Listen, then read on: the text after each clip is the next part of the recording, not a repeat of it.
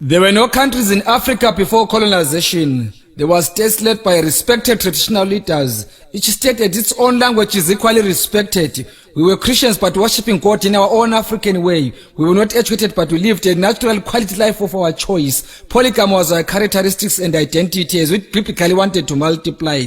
We had glorified and dignified traditional weddings that were merely divorced. Our skin color wasn't black but chocolate brown. We didn't use money but lived healthy and fairly on barter trade. We didn't have hospitals but we had our own traditional doctors. There was love, peace and harmony amongst us. There was no hunger, poverty, corruption, fraud, murder and hate. A neighbor was treated like a family, not a foreigner or an alien. Africa was partitioned by non-Africans in the absence of African leaders. We got colonized and our resources were looted to develop non-African countries. We were pushed to arid and infertile lands infected with tsetse flies and mosquitoes. Our skin color was tanned black and linked to evil. We were called barbaric blacks, baboons, monkeys and kafirs in our homeland.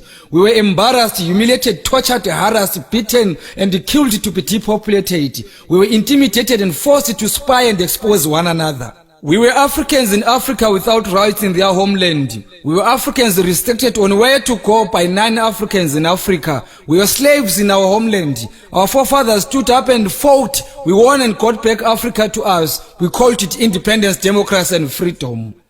African independence didn't come alone. HIV mounted on us. Poverty heavily came on us. Unemployment fell on us. Chaos blossomed to us. Cancer carried away our lives.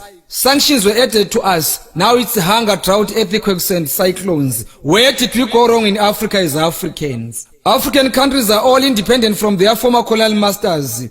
Where are the fruits of independence, if I may ask? We now worship God in a non-African way. We are no longer polygamists, we are lesbians and gays. Sodom and Gomorrah was brought to us in Africa by non-Africans. African identity has been suppressed and diluted, polluted and converted. We Africans support non-African football clubs more than our own African teams. English, Portuguese, Spanish and French are our official languages at the expense of our own Bantu languages. We collectively fought together as Africans during our liberation struggle. We were not using visas, passports, emergency traveling documents, permits and asylums. What happened to our unity and togetherness? An African needs a passport and sometimes a visa to visit an African country. An African is annually given 90 days of staying in an African country. An African needs a certain amount of money to be granted permission to visit an African country. An African needs a study permit to start in Africa. An African needs a residential permit or an asylum to stay in Africa. An African needs a work permit to work in Africa. African speaks non-African languages more than their own African languages. Africans are called refugees in Africa while non-Africans are called tourists. Africans are called poachers in Africa while non-Africans are called professional hunters. Products manufactured from African products are unaffordable to Africans.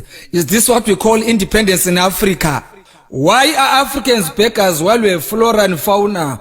Why do Africans need non-Africans to solve their own African problems? How many Africans have solved non-African problems? How many African leaders have sensitive posts like security in United Nations, and why? Is SADC and OAU helpful to Africans or is a toothless bulldog? Why do Africans hate one another? Why are Africans herbs rejected to cure Africans while non-Africans tablets cure Africans? Why are late African men called demons while their surnames are still in use?